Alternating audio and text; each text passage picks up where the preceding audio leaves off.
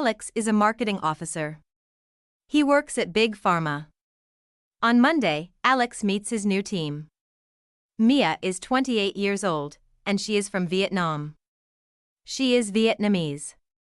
Vietnam has many beautiful rivers.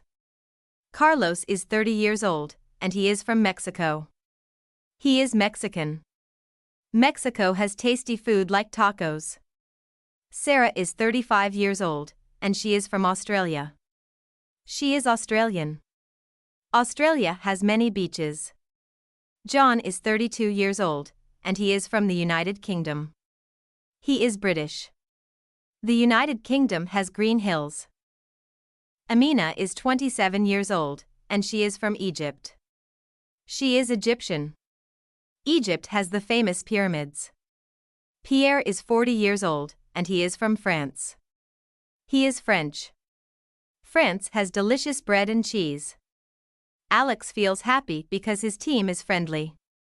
They come from many countries, and he thinks he will like working at Big Pharma.